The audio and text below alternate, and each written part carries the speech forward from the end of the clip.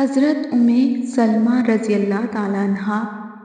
آپ کیا جانیں کہ حضرت سلمہ رضی اللہ تعالیٰ عنہا کون ہیں؟ السلام علیکم ورحمۃ اللہ وبرکاتہ۔ آج ہم حضرت سلمہ رضی اللہ تعالیٰ عنہا کا ذکر کریں گے۔ امید ہے آپ لوگ بہت ہی غور سے سنیں گے۔ ان کا باپ قبیلہ مخزوم کا ایک قابل رشک سردار تھا۔ وہ دریائے عرب کا ایک بڑا معروف سخی تھا۔ لوگ اسے مسافروں کا زادِ راہ سمجھا کرتے تھے، کیونکہ قافلے جب اس کے گھر کی طرف روانہ ہوتے یا اس کی رفاقت میں سفر کرتے تو اپنے ساتھ زادِ راہ لے کر نہ جاتے، اس لیے کہ سب کے اخراجات یہ خود برداشت کیا کرتا تھا۔ حضرت سلمہ رضی اللہ تعالیٰ عنہا کے خاوند عبداللہ رضی اللہ تعالیٰ عنہ بن عبدالاسد کا شمار ان 10 صحابہ اکرام رضی اللہ تعالیٰ عنہ میں ہوتا ہے جو سب سے پہلے مسلمان ہوئے۔ ان سے پہلے صرف حضرت ابوبکر اور چند دیگر صحابہ رضی اللہ تعالیٰ عنہ مسلمان ہوئے تھے۔ حضرت سلمہ رضی اللہ تعالیٰ عنہا اپنے شوہر کے ساتھ ہی مسلمان ہو گئی تھی اور ان کا شمار ان صحابیات میں ہوتا ہے جنہیں اسلام قبول کرنے میں سبقت حاصل ہے۔ حضرت سلمہ رضی اللہ تعالیٰ عنہا اور ان کے شوہر کے اسلام قبول کرنے کی خبر جنگل کی آگ کی طرح 400 پھیل گئی۔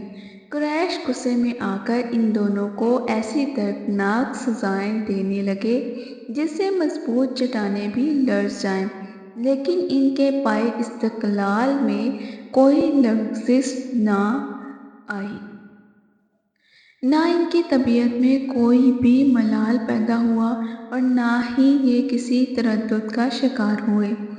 جب صحابہ اکرام رضی اللہ تعالیٰ عنہ مصائب کی چکی میں بری طرح پسنے لگے تو رسول اللہ صلی اللہ علیہ وسلم نے اپنے صحابہ اکرام رضی اللہ تعالیٰ عنہ کو حبشہ کے ساتھ ہجرت کر جانے کی اجازت دے دی۔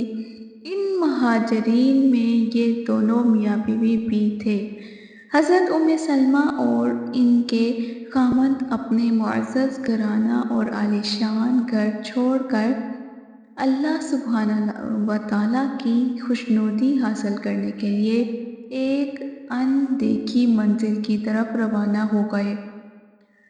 باوجہ یہ کہ حضرت سلمہ رضی اللہ تعالیٰ عنہا اور آپ کے شوہر کو حبشہ کے حکمران نجاشی کی مکمل حمایت حاصل تھی، پھر بھی ان کی دلی تمنا تھی کہ وہ مبارک گھڑی کب آئے گی کہ جب وہ مرکز نزول وحی مکہ معظمہ بچشمِ خود دیکھیں گے اور ہدایت کے منبع حضرت محمد صلی اللہ علیہ وسلم کی زیارت کریں گے۔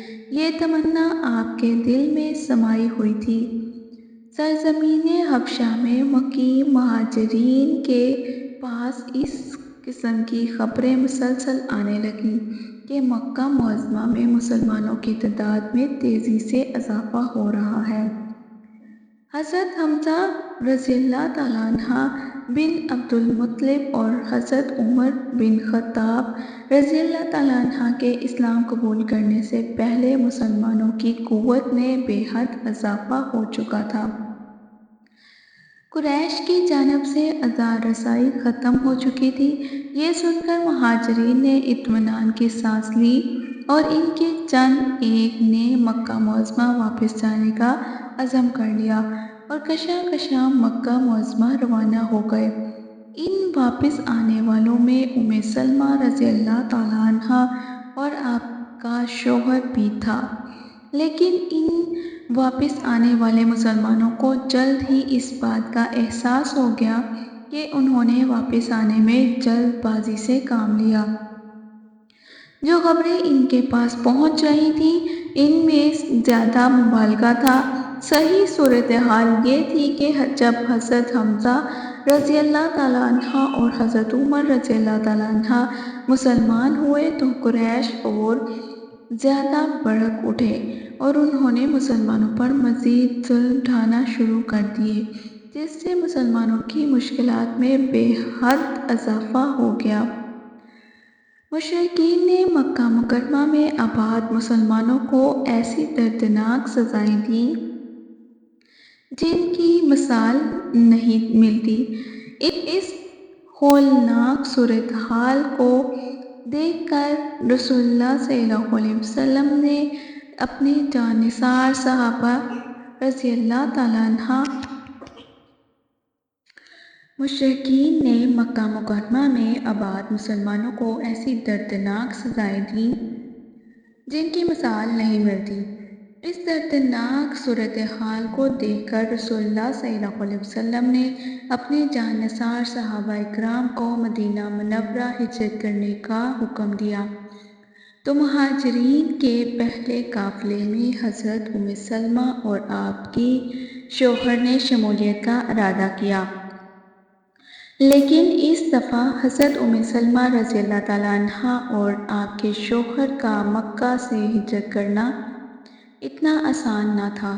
اس دفعہ انہیں انتہائی مشکلات کا سامنا کرنا پڑا۔ ہم یہاں مشکلات کی یہ کہانی حضرت ام سلمہ رضی اللہ تعالیٰ عنہ کی زبانی آپ کو سناتے ہیں، اس لیے کہ جس طرح اپنی آپ بیتی وہ خود عمدہ طریقے سے بیان کر سکتی ہیں، کوئی دوسرا اتنے اچھے اسلوب میں اسے بیان نہیں کر سکتا۔ حضرت ام سلمہ رضی اللہ تعالیٰ عنہ فرماتی ہیں، جب حضرت ابو سلمہ نے مدینہ ہجرت کر جانے کا عزم کر لیا تو انہوں نے مجھے ایک اونٹ پر سوار کیا۔ میرا ننھا بیٹا سلمہ میری گود میں تھا۔ انہوں نے اونٹ کی نکیل پکڑ کر سیدھا چلنا شروع کر دیا۔ ابھی ہم مکہ کی حدود سے نکلنے نہ پائے تھے کہ میری قوم بنو مخزوم کے چند افراد نے ہمیں دیکھ لیا اور انہوں نے ہمارا راستہ روک لیا۔ انہوں نے ابو سلمہ سے کہا، اگر تم نے اپنی مرضی کو ہم پر ترجیح دے ہی لی ہے تو اس عورت کو ہمارے اپنے ہمراہ کیوں لے جا رہے ہو؟ یہ ہماری بیٹی ہے، ہم اسے تیرے ساتھ کسی دوسرے ملک جانے کی قطعاً اجازت نہ دیں گے۔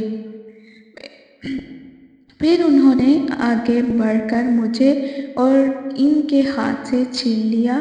جب میرے سرتاج شوہر کی قوم بنو اسد نے یہ منظر دیکھا کہ مجھے اور میرے بیٹے کو چھین کر لے جا رہے ہیں تو وہ غضبناک ہو گئے۔ انہوں نے کہا، اللہ کی قسم، ہم تمہارے قبیلے کی اس عورت کے پاس یہ بچہ نہیں رہنے دیں گے۔ تم اسے ہمارے قبیلے کے مرد سے زبردستی چھین کر لے جا رہے ہو۔ یہ ہمارا بیٹا ہے، اس پر ہمارا ہی حق ہے۔ پھر وہ میرے بیٹے کو مجھ سے چھین کر اپنے ساتھ لے گئے۔ یہ صورتحال میرے لیے ناقابل برداشت تھی۔ میرا شیرازہ بکھر گیا، شوہر مدینہ منورہ ہو گیا، بیٹے کو بنو عبدالاسد اپنے ساتھ لے گئے، مجھے میری قوم بنو مخزوم نے زبردستی اپنے پاس رکھ لیا۔ ہمارے درمیان پل بھر میں جدائی ڈال دی گئی۔ میں ان روح فرسا صدمات کو برداشت کرنے کے لیے تنہا رہ گئی۔ میں غم غلط کرنے کے لیے ہر صبح اس مقام پر جاتی جہاں جدائی کا یہ واقعہ پیش آیا تھا۔